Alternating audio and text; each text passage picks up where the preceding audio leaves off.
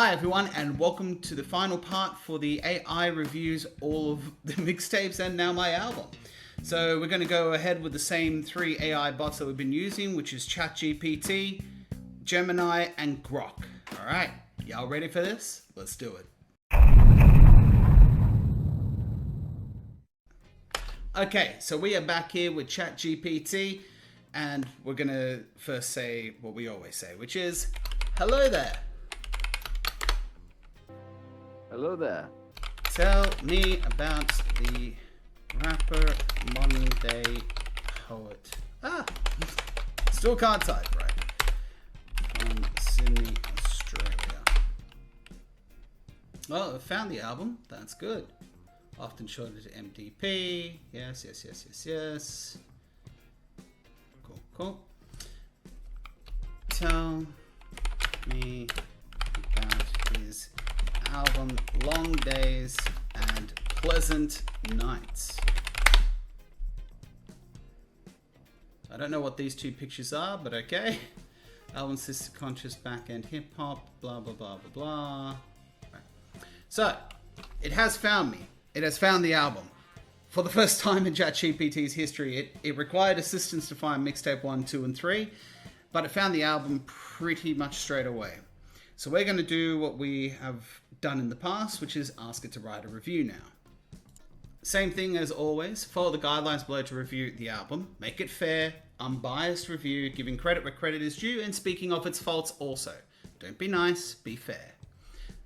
It's going to rate it on sound and production, lyrics and writing, performance, delivery, cohesion and theme, standout tracks versus filler, originality, identity, replay value, best versus worst, context, and an overall rating. So let's see what it has to say.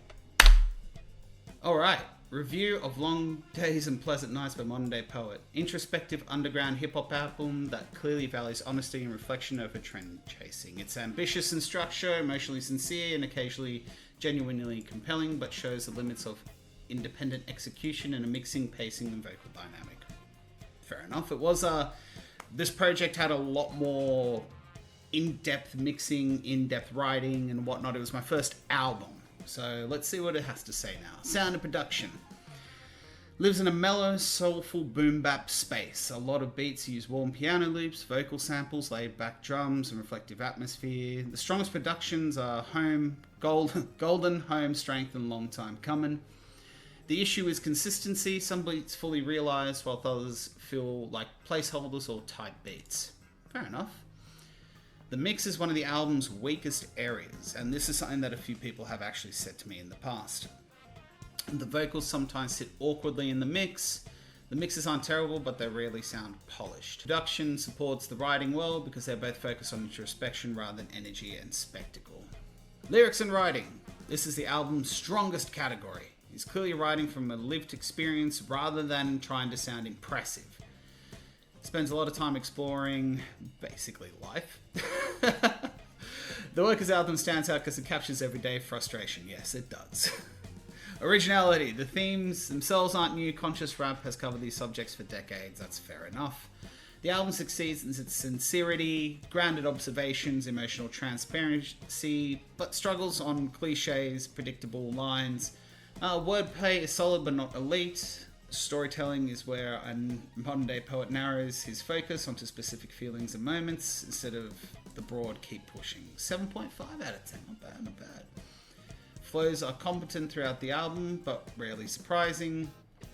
Does the energy match? Yes. The calm, reflective suits the subject matter. However, some songs desperately need more vocal intensity or variation. That is something that somebody told me as well when they were listening through it. Cohesion and theme. Consistent. Absolutely. Thank you. It feels like a snapshot of someone navigating responsibility and creative ambition. Do tracks transition well? The interludes help create continuity, though they also hurt the pacing. And again, that is feedback that I've gotten, where the interludes were too many and some of them too long. And that's some great constructive criticism. I'm happy with that. Does it feel intentional? Yes. Even when the execution isn't perfect, 8 out of 10. Thank you. Standout tracks versus filler. Best performing songs: Golden, Long Time Home, The Workers' Anthem, and Strength. A few interludes and solo tracks blurred together. Some songs build around motivational messaging. The weakness isn't offensively bad, just less memorable. I feel like, because ChatGPT, since I've reviewed the mixtapes, ChatGPT's had some updates and whatnot to it, so this feels a lot more in-depth than what it was previously for the mixtapes. Originality and identity. Does the artist sound like themselves? Yes. Does the artist sound authentic? Very much so. Do they differentiate themselves? Partially. There's room for a stronger signature sound in future releases. 7 out of 10. I feel like I'm doing alright so far with ChatGPT. Do you want to come back to it? Selectively. The full album experience is probably too long and slow paced for regular front to back listens, but several tracks absolutely deserve revisits. Is it worth it? Yes. Is there content worth revisiting? Definitely. Some lyrical themes hit harder on repeat listens because they feel emotionally genuine rather than performative. 6.5 out of 10. It gave a lot of compliments and then it just goes, yeah, it's a 6.5. Best song versus worst song. Golden. Yeah, I love Golden. This track feels like the clearest artistic statement, strongest atmosphere, focused writing, memorable hook. I'm happy about that. Emotionally convincing performance. Worst song is Good Morning because it's literally a 15-second interlude. It might be a little bit longer, 16. Context. Where does this sit in the artist's career? Feels like an important foundational project. Does it push their sound forward? Yes, mainly through ambition and structure. Does it reflect a moment? Yes. The album feels tied to modern working class burnout. Oh yeah. Creative frustration, emotional fatigue, and adulthood. I actually talk about a lot of these things in the doco that I made for making Long Days and Pleasant Nights. So check that out if you want to delve a bit more into it. Overall album rating, 7 out of 10. Why? Long Days and Pleasant Nights succeeds because it feels human. The writing is thoughtful, themes are coherent, and emotional honesty gives the album real weight. What prevents it from reaching a higher tier is execution. Inconsistent mixing, limited vocal dynamics, pacing issues, and occasional lyrical cliches. Still, the album shows clear artistic identity and stronger substance than many independent rap projects. It's not a polished masterpiece, but it is a genuine, intentional body of work with severe, genuinely strong songs and perspective worth hearing. Okay, so ChatGPT gives us a 7 out of 10. What do I think of its review? I think it's a pretty decent overview of the whole album, but let's see what Gemini has to say. Let's hit it.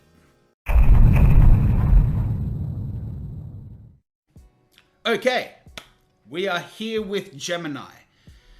Let's start off like we usually do. Hello there, not heal there. Hello there. Excellent. It has picked up the reference. General Kenobi. Tell me about the rapper from Sydney, Australia, One Day. If I can spell correctly.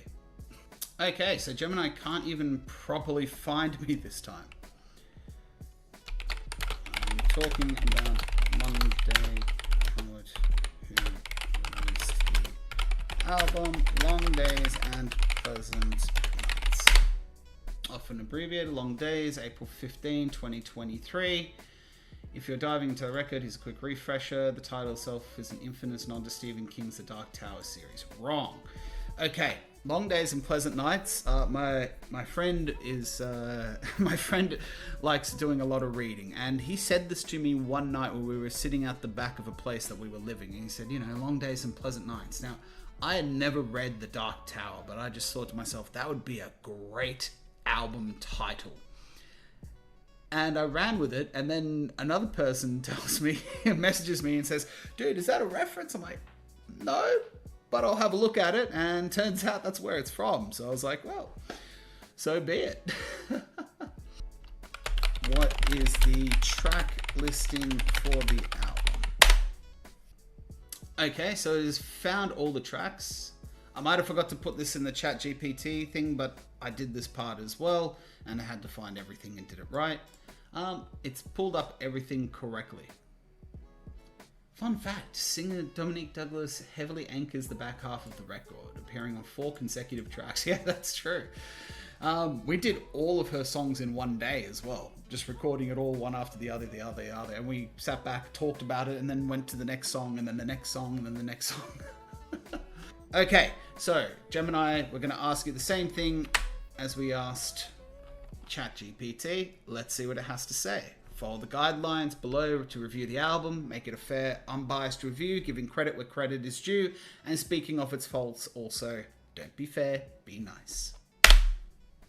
Here is an honest, objective review of Modern Day Poets' Long Days and Pleasant Nights. No fluff, no sugarcoating. Alright. Sound and production.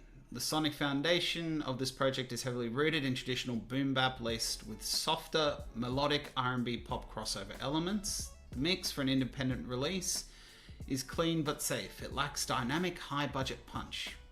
Lyrics and writing. Depth versus surface. This is MDP's strongest suit. He leans heavily into depth over cheap punchlines. Thank you. Originality. While the themes are well-trodden hip-hop tropes, his perspective as an independent artist in Sydney gives it an authentic local colour. However, he does occasionally fall into the classic conscious rapper cliche, sounding a bit too preachy and overall concerned with proving how real he is. Agree and disagree with that. That is a bit of feedback that I did get for the album, where it's like you do sound pretty preachy at times. I'm like, yeah, in some songs, definitely. The conceptual narrative it wasn't inspired by The Dark Tower, but anyway. The flow. MDP has a reliable, steady pocket. Yes, but it's generally empty. If you knew the cost of living in Sydney, you would completely get that one.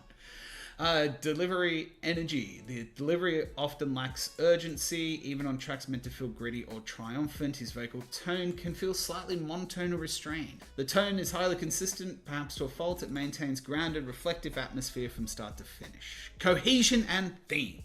Structurally, the album is incredibly disciplined. The theme of transitioning from Long Day to Pleasant Night is explicitly laid out. The project is broken up by 6 interludes.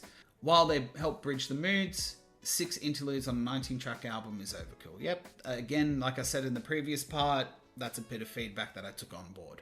Standout tracks versus filler. The hits. Songs like The Workers have them hit exactly where they're supposed to, offering a relatable, hard-nosed theme. The filler. At 19 tracks, the album is bloated. Songs like Searching and Damn feel entirely redundant. Jeez, I don't know about that. Originality and identity, authenticity. You can't question his authenticity. He sounds exactly like who he is. A blue-collar guy from Sydney putting his life into his music. Replay. The replay value is moderate to low for the album as a whole because of the 55-minute runtime, and that would be due to the interludes. Best song has got to be More. The vocal chemistry here is excellent. The features force MDP to break out of his standard delivery mold, creating the most dynamic and sonically rewarding track on the project. Worst song, the interlude 6, clocking in at 13. So I went a little bit too long on the previous one, righto. Context, sitting as a major milestone, it's a definition of a passion project, which it was. It pushes his sound forward in terms of conceptual ambition and structural mapping, but it acts more as a refined summary of his existing style rather than a bold leap into new musical territory. Okay, and the overall score is a 6.1. Long Days and Pleasant Nights is a respectable, deeply earnest underground hip-hop album, but weighted down by its own ambition. MDP is a capable writer, but the album suffers heavily from bloat. 19 tracks with 6 interludes dilutes the impact of his best songs. If you cut the fat out and turn this into a 10 to 12 project, it would easily jump to a 7.5. As it stands, it is a good, authentic listen for purists of the underground scene, but lacks the sonic innovation or vocal dynamicism to break out further. Okay, so what it's saying is that if I trimmed out the interludes, then it would be a 7.5, but because it's too long with the interludes, it's a 6.1. Long Days and Pleasant Nights is a storytelling album where it's a day in the life of somebody kind of going through a whole bunch of stuff, so I get it. But that was also the point of the album, to kind of tell a whole story. So look, 6.1 from Gemini, but a 7.5 if I got rid of the interludes. Okay. Well, that's Gemini's review, so let's take a look at Grok. Alright. Let's go, Grok. Not hero there. Hello there. Hello there. Tell me about the Australian rapper from Sydney called Modern Day Poets. Okay, based in Sydney, singer-songwriter blending hip-hop with elements of pop and R&B. Background, debut album, online presence. Tell me about his album, Long Days and Pleasant Nights. So what we got here is Long Days and Pleasant Nights, a debut studio album released on April 15. The album explores the pursuit of happiness through everyday life. That's nice. Waking up to the long grind, moving through the highs and lows, hopeful nights, it's storytelling, hip-hop comparisons to Common and Nas. Cool. I don't have to ask her for the track list. It's brought it up straight away. Production and collabs, where to listen. Okay. Well, here we go, Grok. Same thing as the other AI bots. Let's see what you got to say. Okay, here we go, ladies and gentlemen.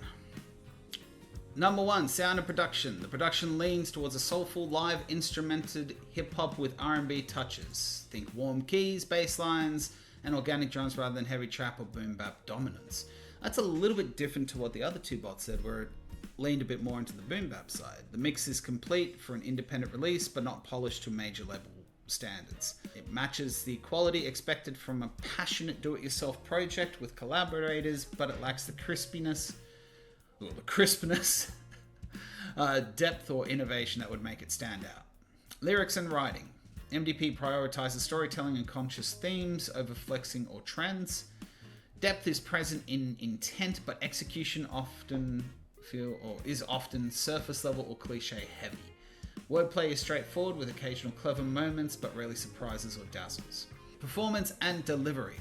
Flow is functional and clear with a conversational Sydney cadence that fits the storytelling. Energy matches the material well. Tone is consistently earnest and reflective, aligning with the concept, although vocal delivery sometimes lacks variation in cadence or charisma to elevate bars.